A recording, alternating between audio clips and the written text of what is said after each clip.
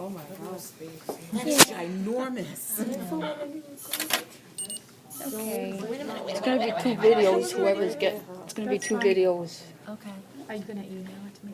I'm on the list. I'm on the list too. The microphone. Which I know, like, Can I be on the my list? phone doesn't do it. Okay, here's your trachea. Okay. Are we okay? Yeah. Trachea. On the back side of the trachea is the trachealis muscle. That's so you can swallow a bolus of food. A bolus, again, is a ball of food. And the esophagus is going to be right behind the trachea. That's how I know this is the back side. Because if I was playing with the front side, I would feel the cartilaginous rings. Okay? But there's no cartilaginous rings where the trachealis muscle is. So, this is going to show you where the thymus gland is also. See that? That's thymus. That whole thing? Jinx. Gonna be a drink. Yep. And then you'll see visceral pleura, because I'm right on the surface of the lung. So can I ask a question? Sure. So like for the test, will you put like a straw underneath that membrane of skin so we'll know you mean that and not like the lung per se? Right. We will definitely attempt to do that. Okay. Here's the heart. Here is the parietal pericardium. This is the sac that holds the heart, and unfortunately you can't really see it too well because you got a bunch of fat on it. This is parietal pericardium. And this right here is the widowmaker. The what? The widow? Widowmaker. Okay. This is the left anterior descending artery. Okay. Typically, this is going to feed the left ventricle. The right ventricle would be here, the left ventricle would be there. So that if there's a big enough blockage, anything past here is not going to get any blood. So it dies. Mine is approximately here. So that part of my heart is dead. It doesn't come back. You can create a circulation around it, but that part, once it's deprived, is deprived. It isn't going to contract the same way, if it contracts at all. Then, again, the amount of fat that's on here is pretty normal. So you can see the left atrium right here. That's the left atrium?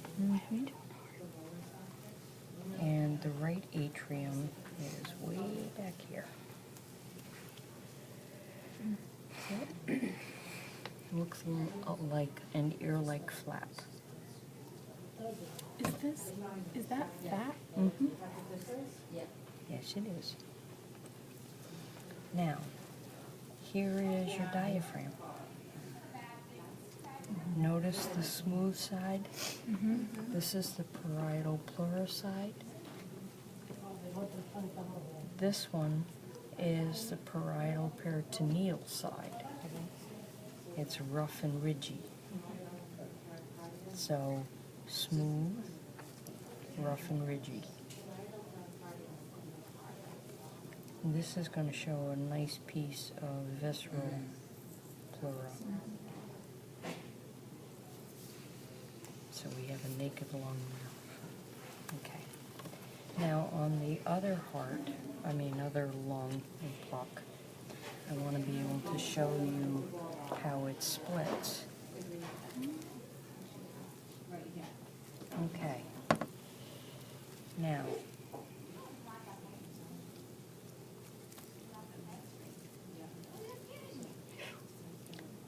the trachea is going to split two ways. One to go to the left, one to go to the right. This is the main bronchus, or primary bronchus. It will subdivide to go to secondary. Secondary goes to tertiary. Okay? Both the right and the left main are extrapulmonary. They're outside the lung. Then anything secondary or tertiary or any of the other 23 orders are going to be inside the lung. This is showing bronchioles. Little tiny holes are bronchioles.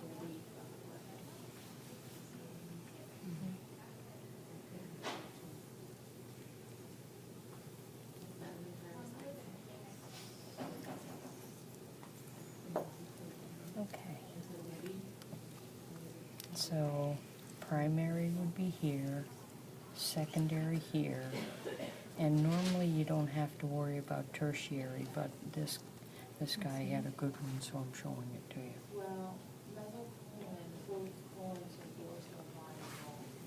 So in the human it would be the same? Yep. The same size? Yep. And you need to know that if your kid is running around with stuff in his mouth and he or she swallows it, they're going to look at the right main because it doesn't have an acute angle. The left side does. Right side, no. It's a very less sloped bronchus. So that's typically where the food's going to embed. That's why you have to be careful, and that's typically where they're going to look first, is the right main bronchus. Okay? Now, this is your larynx. You do not get the analogy doorknob. It's something wrong. Okay, here is your hyoid bone. Okay, so we've got the hyoid bone. Directly below the hyoid is going to be the thyroid cartilage. Directly below the thyroid cartilage is the cricoid or cricoid. Then, if I go inside my thyroid, I was trying to show it to you on that other cat. Can you see the thing that looks like the Volkswagen bug? Right there? Mm-hmm. The loin pork chop, the hair dryer, the baseball cap. Mm-hmm. That's the arytenoid cartilage. Now, there are 4 other ones, okay? We need to look at your epiglottis. That's that little tongue-looking like device That keeps the food from. going into, right, exactly. You got it. So, if we want to make sure that we're swallowing correctly, the larynx will lift, this flaps back and covers the glottis, which is the hole going into the trachea. Okay, now see the passageway here? It's a tube, and it's directly behind esophagus. The esophagus is going to have the rugae. The what?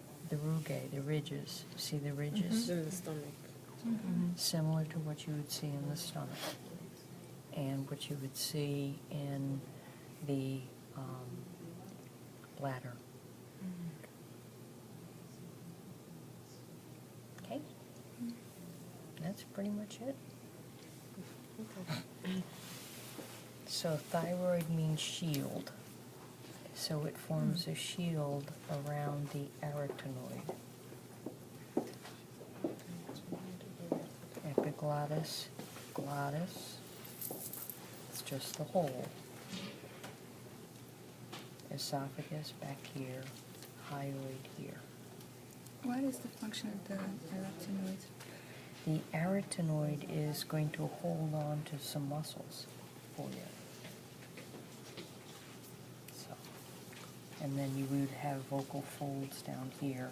You're going to have both true and false vocal cords or vocal folds.